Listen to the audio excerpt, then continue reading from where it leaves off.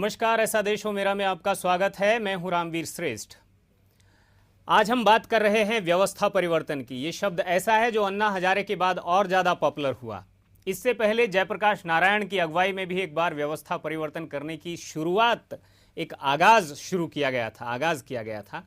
लेकिन वो कुल मिलाकर के व्यवस्था परिवर्तन के बजाय वो इंदिरा हटाओ में तब्दील हो गया और कहीं ना कहीं कुछ सरकार परिवर्तन हो गई। लेकिन हम ये जानना चाहेंगे, ये कोशिश इस सारे एपिसोड में रहेगी अगले आधा घंटे, क्या व्यवस्था परिवर्तन ये सरकार परिवर्तन है? क्योंकि सरकार, एक सरकार आती है, नई दूसरी सरकार बदल जाती है। ये सब तो चल रहा है, पिछले 1947 से लेकर आज तक ये लगातार चल रहा है। सरकारें बदली हैं, सरकारें आई हैं, गई हैं। तो व्यवस्था परिवर्तन क्या है, वो होता कैसे है और उसकी ज़रूरत क्यों पड़ती है? इन सभी बातों को लेकर हम बजरंग मुनि जी के साथ हैं।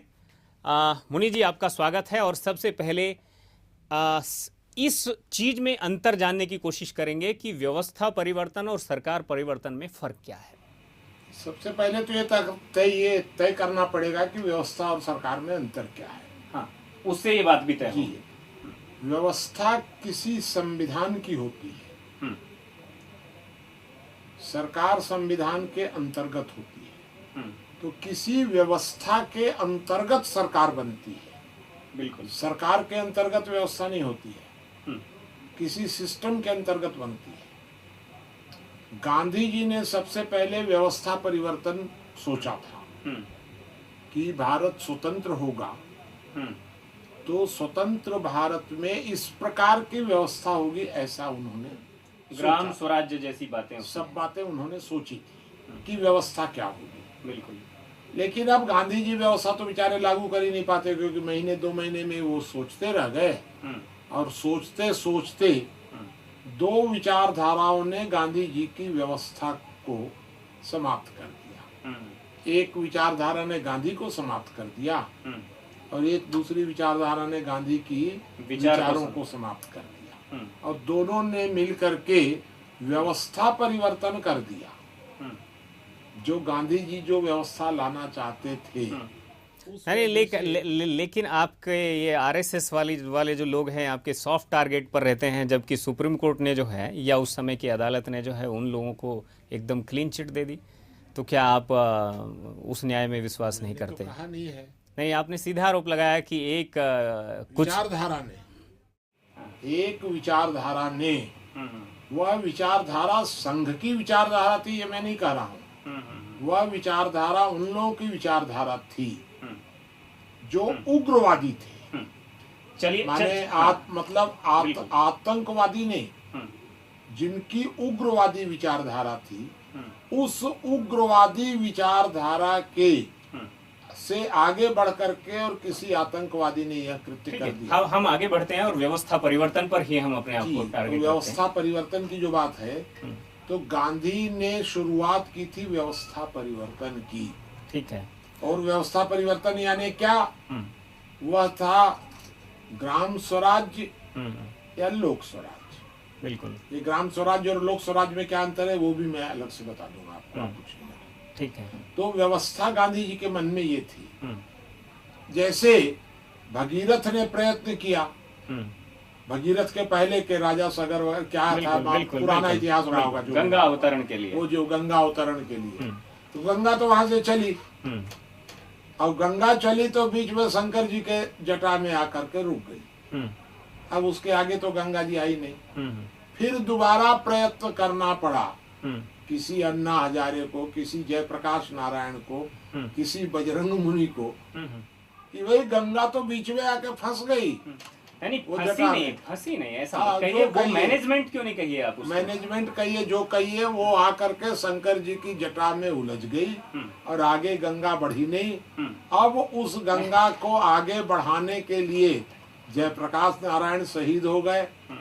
अन्ना जी बेचारे उस स्थिति में है, क्या प्रयत्न कर पाते हैं।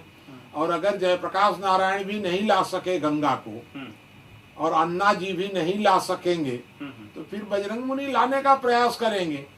कितना सफल होंगे, असफल होंगे, ये प्रश्न अलग है। लेकिन मूल प्रश्न ये है कि जो गंगा चली स्वतंत्रता के बाद, आप आपने दोनों बातें एक बार एक साथ रखी हैं। एक तरफ रखी है लोकशाही की व्यवस्था किस तरह से आई, और एक तरफ गंगा कैसे आई। गंगा शिव की जटा में आई और तुरंत उसमें से एक लड़ खोल दी गई और एक धारा उसमें से निकल गई। समाज को यानी जितनी गंगा चाहिए थी वो समाज के पास आ गई, और जितनी शिव के पास चाहिए थी वो शिव के पास रह गई। ठीक है, कोई उससे दिक्कत आज भी व्यवस्था में जितने अधिकार समाज को चाहिए वो समाज को दे दिए गए, और जितने सरकार के पास रहने चाहिए थे वो सरकार के पास। समाज को एक अधिकार दे दिया गया वोट देने का, वोट डालने का, और बाकी सारा अधिकार शंकर जी ने अपने पास रख लिया। हमारा ये कहना ये है, यानी सत्ता तो जहर की तरह है, राहुल गांधी ने कहा होगा है। वो जहर की तो तरह। ये जो विषय है इसको सरकार ही संभाल सकती नहीं, है शायद। हमारा कहना ये है कि सरकार की नीयत खराब है, उसने सारा अमृत अपने पास रख लिया और एक ठो वोट डालने वाला इधर दे दिया। युवराज कह रहे हैं कि ये तो जहर के समान है। अब वो आपके लिए होगा, मेरे लिए तो सीधा ये है कि वास्तव में व्यवस्था परिवर्तन की आवश्यकता इसलिए है कि वर्तमान समय में जो पॉलिटिकल सिस्टम है देश का सन 47 के बाद, वह पॉलिटिकल सिस्टम गांधी के जाते ही आकर उलझ गया और वह सत्ता में चिपक गया है। वस्तु स्थिति यह है कि भारत में जो व्यवस्था है, पॉलिटिकल सिस्टम जो है, यह संविधान से आता है। स्रोत तो संविधान है, और स्रोत संविधान से शुरू होता है। सरकार को जब जब जरूरत पड़ी उसने संविधान में परिवर्तन कर लिया। दिक्कत क्या है? तो सरकार ने कर लिया। तो मेरा ये कहना ये है कि गंगा और शंकर जी जो एक जगह इकट्ठे हो गए, वो गंगा नीचे आनी चाहिए। अर्थात संविधान जो है भारत का, वो संविधान समाज के लिए है। समाज का, ये लोकतंत्र की परिभाषा पता नहीं किसने दिया होगा। आपका कहना है संवैधानिक शक्तियां जो है वो सरकार नहीं समाज के पास तक भी आनी। जी, तो समाज सर्वोच्च है ना, समाज सर्वोच्च है, सरकार तो सर्वोच्च है नहीं। तो संविधान यानी गैर जिम्मेदार समाज को कैसे आप सर्वोच्च कह सकते हैं? व्यवस्था परिवर्तन का अर्थ सत्ता परिवर्तन नहीं होता है, क्योंकि देखिए किसी व्यवस्था के अंतर्गत संविधान बनता है, संविधान के अंतर्गत सरकार बनती है। सरकार में 3 इकाइयां होती हैं। सरकार में न्यायपालिका, विधायिका और कार्यपालिका, ये तीनों मिलाकर सरकार बनते हैं। फिर धीरे धीरे जब इनमें से किसी का स्वार्थ जगता है, विधायिका जैसे का, तो विधायिका का स्वार्थ जब जगता है तो ये सारे मिल करके नारा दे देते हैं संसद सर्वोच्च। तो व्यवस्था कहाँ आ गई? संसद के पास सारी की सारी। न्यायपालिका को कमजोर कर देंगे, कार्यपालिका को कमजोर कर देंगे, तो व्यवस्था आ गई संसद के पास। अब संसद में आने के बाद भी इसमें कह देंगे कि एक कह देंगे कि सत्तारूढ़, सत्ता और विपक्ष, तो सरकार कौन बन गई? अब एक सत्ता पर आरूढ़ है और दूसरा पैदल चल रहा है। दूसरा पैदल है, नीचे है, विपक्ष हो गया वो। तो एक सत्ता हो गई और एक सत्ता पर जाने वाला हो गया। तो अब सत्ता और विपक्ष हो गई, तो सरकार कौन हो गई? सत्ता। अब सत्ता में भी, माने सत्ता में भी अब एक सरकार किसकी हो गई? तो कांग्रेस पार्टी की, तो वो पार्टी हो गई। तो अब पार्टी की सरकार हो गई। व्यवस्था कहाँ से चली? सरकार है हमारा संविधान, उसके अंतर्गत यहाँ ये आ गए, उसके अंतर्गत ये आ गए, और अंत में ये लोग नीचे उतरते नहीं तो दिक्कत क्या है? संविधान ने जो कहा सरकार ने वो करना शुरू कर दिया। संविधान ने जो कहा वो कहाँ सरकार ने करना शुरू कर दिया? सरकार ने जो कहा वो संविधान ने करना शुरू कर दिया। ये संविधान तो कैद है इन लोगों के। तो नेता लोगों ने संविधान को कैद करके रखा है अपने जेल खाने में। तो एक जेल खाना बना लिए हैं, और जेल खाने में बेचारे को, कृष्ण के पिताजी को बंद करके, माँ बाप को बंद करके लेकिन मेरा एक सवाल ये भी, जब कभी भी व्यवस्था परिवर्तन होगी और उस व्यवस्था परिवर्तन करने वाले जो लोग होंगे, क्या वो नहीं चाहेंगे कि व्यवस्था जो है उसको वो हैंडल करें? नहीं, बिल्कुल नहीं चाहेंगे, क्योंकि जब भगवान कृष्ण ने मारा सबको, तो जब कंस को मारा तो भगवान कृष्ण तो जाकर के उस गद्दी पर नहीं बैठ गए। कृष्ण ने क्या किया? राजाओं को मुक्त कर दिया। तो राम ने मारा वो रावण को, तो राम तो जाकर के गद्दी पर नहीं बैठ गए, राम ने विभीषण को दे दिया। उसी तरह जब व्यवस्था परिवर्तित होगी और कोई नहीं करेगा तो हम लोग करेंगे, कोई चिंता की बात नहीं है। अभी तो अन्ना जी वगैरह जिंदा हैं, अन्ना जी वगैरह करेंगे ही, नहीं करेंगे तो हम लोग करेंगे। हम लोग नहीं करेंगे तो कोई पीढ़ी और आगे आएगी। नहीं, अन्ना जी से पहले भी जयप्रकाश नारायण जैसे लोग जो हैं बड़े समर्पित और सीधे सज्जन लोग दिखते थे, लेकिन जो लोग आप उनके साथ जुड़े थे उन्होंने गड़बड़ कर दिया। जो अन्ना के साथ जुड़े हैं वो इधर उधर गड़बड़ कर गए। कोई बात आपके साथ जुड़ेंगे वो भी गड़बड़ कर जाएंगे। तो हमारे साथ कोई जुड़ेगा ही नहीं, क्योंकि जयप्रकाश जी की जो गलतियां हुई उससे अन्ना ने सीख ली।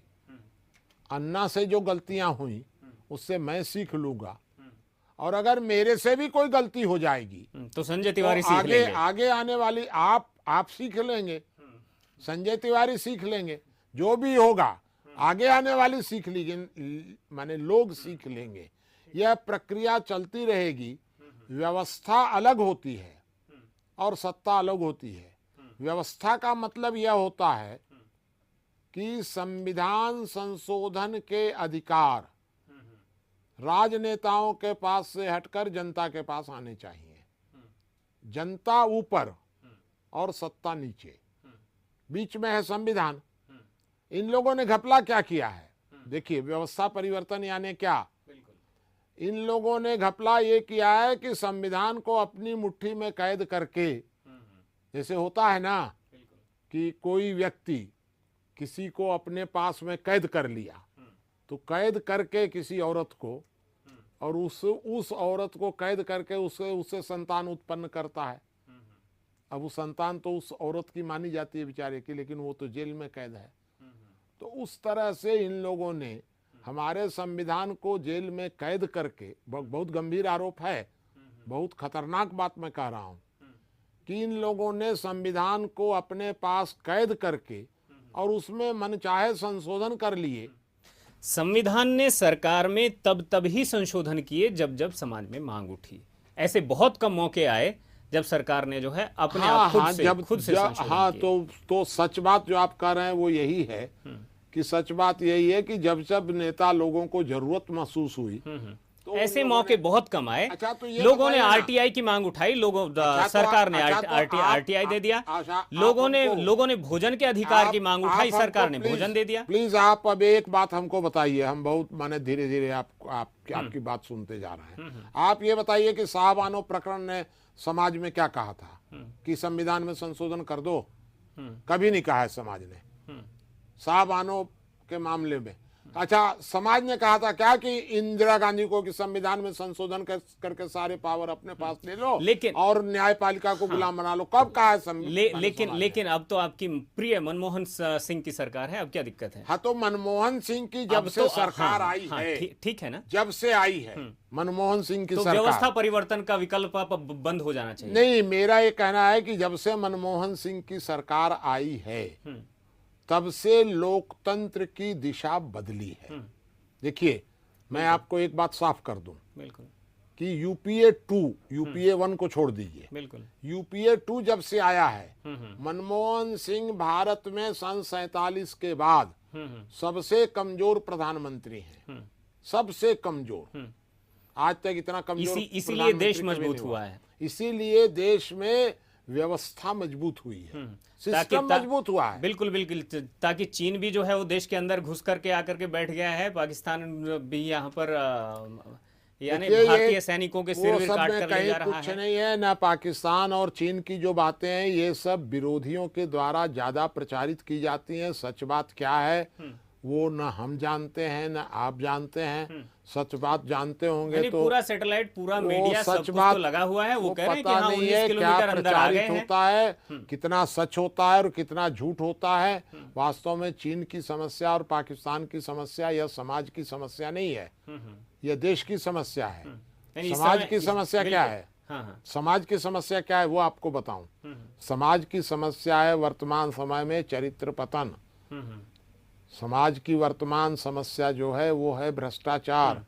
ये समाज की समस्याएं हैं। ये नेता लोग, सारे नेता लोग मिलकर के और व्यवस्था परिवर्तन को भटकाने के लिए कोई चीन का हल्ला उठाता है, कोई पाकिस्तान का हल्ला उठाता है, कोई मुसलमानों का हल्ला उठाता है, कोई आदिवासियों का उठाता है, और अब तो एक तो नया हल्ला पैदा हो गया है, महिलाओं का हल्ला उठाता है। ये सब सारे लोग समाज को कमजोर करने के लिए, तोड़ कर रखने के लिए हल्ला उठाते हैं। वास्तव में वर्तमान समय में समस्या है हम व्यवस्था परिवर्तन की वकालत करते रहे, और चीन जो है मेरठ तक घुसाए, दिल्ली तक घुसाए। अरे चीन मेरठ तक घुसावे कि रामानुजगंज तक घुसावे, इसके लिए नियुक्त हमने जिसको किया है, हमने एक आदमी विश्वसनीय व्यक्ति को पहरेदार नियुक्त कर दिया है। अगर आप सरकार को विश्वसनीय मानते हैं तो फिर व्यवस्था परिवर्तन की आवश्यकता नहीं पड़ती। हाँ तो नहीं, आपने विश्वसनीय व्यक्ति नियुक्त कर दिया है। मैं यह कहाँ कह रहा हूँ कि सरकार को चीन और पाकिस्तान के मामले में व्यवस्था परिवर्तन की बात कर रहा हूँ। मैं तो कह रहा हूँ कि भारत के आंतरिक व्यवस्था में सरकार फेल हो गई है और बाहरी व्यवस्था में सफल है। बाहरी व्यवस्था में वो अभी तक कोई ऐसी समस्या नहीं दिखी है। सन 47 से आज तक जो भी सरकारें आई हैं, यानी 47 के बाद चीन ने बहुत बड़ी जमीन, करीब 64,000 वर्ग किलोमीटर कब्जा किया है। 64,000 वर्ग मील पर कर लिया होगा। बिल्कुल। ये सच बात कितना है और झूठ बात कितना है वो हमसे कोई मतलब नहीं। ये तो डॉक्यूमेंट है, वो होगा, डॉक्यूमेंटरी होगा। हम तो कह रहे हैं कि और 10-20 हजार जरूरत हो तो वो कर ले। जो भी होगा वो सोचा जाएगा जब सरकार मांग करेगी। हमने जिसको नियुक्त किया है वह, जब हमें यह पता चलेगा कि वो कह रहा है कि मेरे संभलने से बाहर है, तो हम उसमें दिमाग लगाएंगे।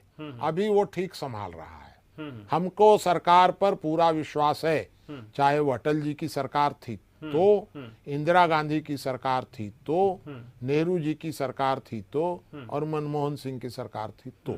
नहीं, हारे हुए युद्ध पर, हारे हुए योद्धा पर आप कैसे विश्वास कर सकते हैं? हारे हुआ युद्ध होगा, जाने दीजिए। मेरी चर्चा का विषय तो यह व्यवस्था परिवर्तन का मतलब, बिल्कुल, व्यवस्था परिवर्तन का मतलब है कि भारत की आंतरिक व्यवस्था का परिवर्तन। आंतरिक, नहीं, मैं भी यही कह रहा हूं कि आंतरिक व्यवस्था, बाहरी व्यवस्था की कीमत पर आंतरिक व्यवस्था को सुधारा जाए। जी, वो जो भी होगा वो आपका विषय हो सकता है, मेरा विषय नहीं है। मैं आपको ये कह रहा हूँ कि भारत के बाह्य मामलों में विदेश नीतियां जो हैं वो अभी सरकार जो बना रही है वो ठीक है, चाहे वो कोई भी सरकार कर रही हो, उससे अभी हमको मतलब नहीं है। विदेश नीति का मामला सरकार और विपक्ष मिलकर के कर लेंगे, संसद कर लेगी, संविधान कर लेगा। भारत फेल हुआ है आंतरिक नीतियों में। आंतरिक नीतियों का मतलब है कि समाज हुआ है गुलाम, संविधान हो गया गुलाम। संविधान को जैसा मन ये लोग घुमा फिरा दे रहे हैं, और आप लोग सब मिलकर। लेकिन सीमा सिकुड़ जाएंगी तो आपकी आंतरिक व्यवस्था, हमारा कहना है कि सरकार बताएगी कि सीमा सिकुड़ गई कि नहीं। फिर तो आपकी व्यवस्था जो है कि रामानुजगंज जो है वो चीन की सीमाओं में अगर आ जाएगा, रामानुजगंज फिर गुलाम हो जाएगा। मेरी तो फिर आपकी व्यवस्था जो है वो चीनी सरकार जो हो जाएगा। मैं ये समझ रहा हूँ कि आप लोग कभी आंतरिक व्यवस्था के मामले में चर्चा नहीं करने देंगे। आप जब भी आंतरिक व्यवस्था पर जब चर्चा होगी, भ्रष्टाचार पर चर्चा होगी, बिल्कुल, जब संवैधानिक गुलामी पर चर्चा होगी, बिल्कुल, जब समाज पर चर्चा होगी, मैं ये कह रहा हूँ पूरे समाज का प्रश्न उठा रहा हूँ, और आप सीमा का प्रश्न उठा रहे हैं। समाज में कहाँ सीमा होती है? समाज तो है, ये पूरा विश्व समाज है। तो व्यवस्था परिवर्तन का मतलब है कि जो लोक नियुक्त तंत्र है वर्तमान में, वर्तमान भारत की सन 47 के बाद गांधी जी के मरते ही पंडित नेहरू, अंबेडकर, इन लोगों ने कुछ राजेंद्र बाबू वगैरह को धोखा दे करके, पटेल वगैरह को क्या समझाया पता नहीं है, इन दोनों ने मिलकर के सत्ता की लालच में व्यवस्था का अर्थ बदल दिया। दोनों ने सत्ता की लालच में, मैं आपको बहुत गंभीर शब्द बता रहा हूं, इन लोगों ने सत्ता की लालच